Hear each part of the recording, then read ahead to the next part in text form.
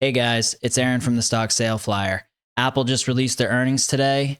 I looked at the earnings results, I looked at the press release, I looked at the financial statements, and I updated my valuation today. And I'm going to give you all this information. I'm going to break it all down for you next here on the Stock Sale Flyer. None of this is financial advice. Let's go ahead and get into it. So, as you can see here, Apple reported earnings per share of $1.53 on revenue of $90.8 billion. According to this, Wall Street was anticipating earnings per share of $1.50 on revenue of $90.3 billion. And so this was a case of things were not as bad as some people thought they were going to be. And now we're seeing the stock kind of rally after hours. But my thing is this warranted? Because there's some real red flags in these earnings, I think. And I'm going to go through them with you today. So let's go ahead and take a look. So here's the press release, and you can see here they posted quarterly revenue of $90.8 billion. This was down 4% year over year. They did note pretty early in the release, they set an all-time revenue record in services. Services revenue, when I looked at the financial statements, was up almost $3 billion year over year. They also had an interesting mention of Apple Vision Pro, which we've seen some reports in the news that maybe the demand isn't there for that product. And so maybe they're cutting production, but it's kind of, it was not based on real concrete information, I don't think, from what I've seen, or it was from a particular analyst. Whether or not that's the case, I don't know. I've seen a couple different conflicting things in the call. In some of the things I'm seeing in the media, it seems like Apple is maybe trying to shift Vision Pro towards enterprise. And they actually, I think Tim Cook talked on the call about some of the ways enterprises are using Vision Pro.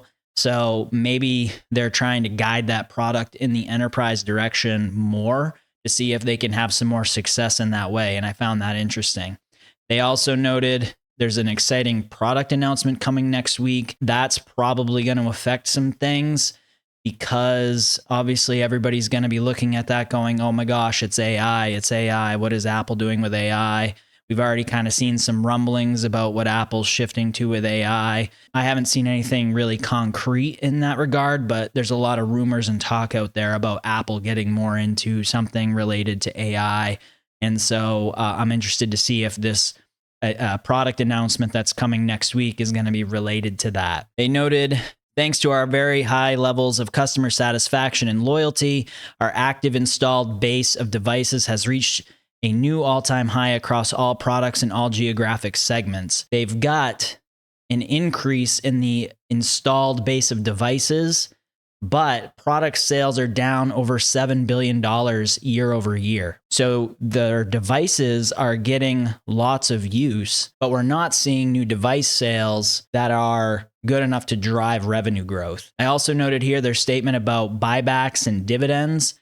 This is a question for me with Apple. Is this still a growth company, or is this a more mature company now? A company that we're not going to see as much growth from, and they're going to continue to buy back shares. They're going to continue to probably raise their dividend, but things like dividend increases, those are signs of a more maturing company.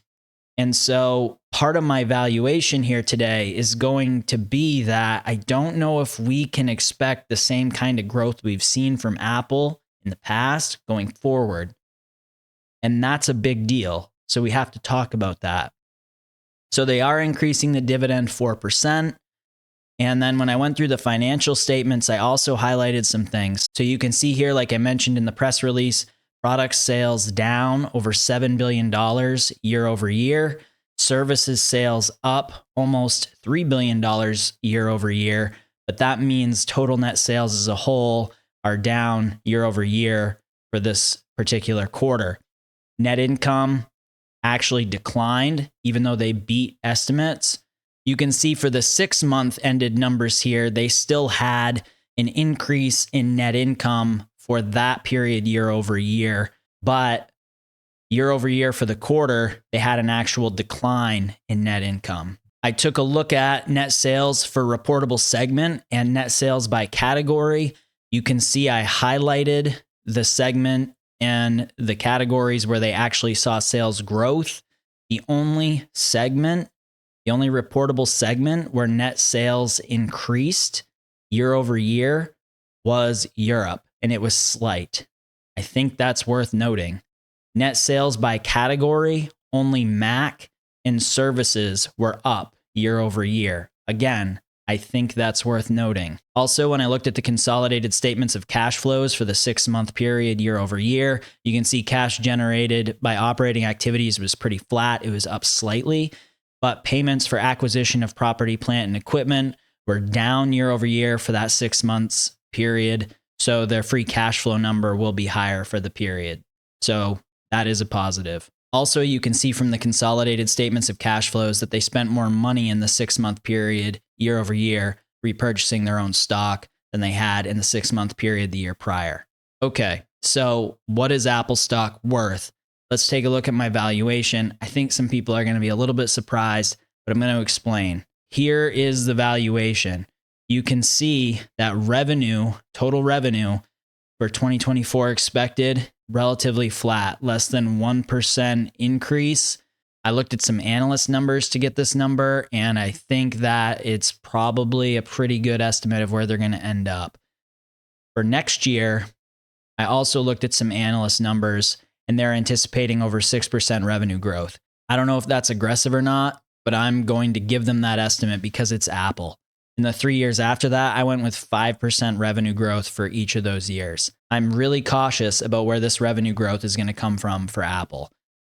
They've got to find new streams of revenue. That could be the services business, but they've got to find new ways to generate revenue if the company is going to continue to grow like it has in the past.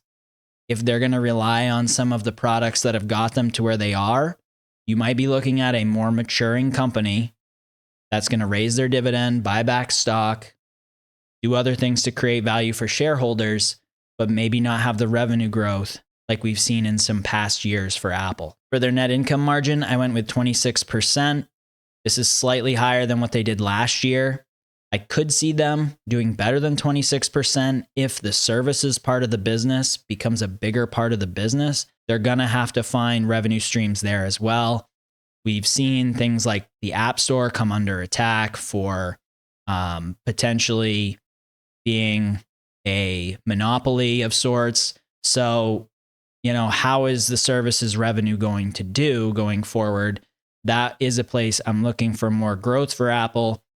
And that could also lead to a higher net income margin, but I'm not comfortable going over 26% yet. For free cash flow to net income, you can see the numbers I went with here. For this year and next year, those may have been analyst estimates. I can't recall exactly, but you can see that I went with between about 108% and 111% each of these years going forward. For 2026, 2027, and 2028, I took the average of all these years going back to the 2020 fiscal year, and I carried that forward. For the perpetual growth rate, I actually went a little higher than I normally do on this one because it's Apple. So I went 3.5%. You can see the shares outstanding. I used the diluted number from the statement that they just put out today. Here are the numbers for my weighted average cost of capital, 4.571% for the US 10-year bond rate, 1.28 beta, 10% return of the market cap of $2.677 trillion in change, right? Weighted average cost of capital is my required rate of return. I get a fair value of equity of $99.19. And some people are probably going to see this and go, there's no way this is Apple. It closed today at $173.03 after hours. It's up over $180 a share. The number I'm seeing here is $183.57, $99.19. And my answer to that is, yeah, I think that is not an unfair value. If you look at the net income that I've projected out in 2028 and you look at the numbers, there's got to be more growth or else this valuation makes sense. P of 20 in 2028, after the 2028 fiscal year, with no change in the shares outstanding number I have here, which granted there probably will be because they'll continue to do buybacks. They just announced more buybacks in this earnings release. So I'll give you that. I mean, you can count that in. Maybe that's your margin of safety. But if you look at this PE of 20 with this net income for the 2028 fiscal year, you're looking at $159.96. PE of 25, $199.95. PE of 30 of $239.94. For a company like Apple, I'm looking at 25 to 30 times earnings probably if they continue to be the type of company that they are. And this is 5 years out. So if I want to double my money in 5 years, which is what I'm looking to do, then this valuation, this fair value of the equity today makes a lot of sense unless Apple can find new ways to drive revenues. And I would argue that they could face the opposite problem. They could continue to see revenue declines if they don't create demand for their products or create new products or new services that can drive those revenues. So I think this valuation makes a lot of sense. What do you think about it? Let me know in the comments. Make sure you follow me on X at StockSaleFlyer. Like, subscribe, click the bell if you found this video informative or you like what I'm doing on this channel. I really appreciate it.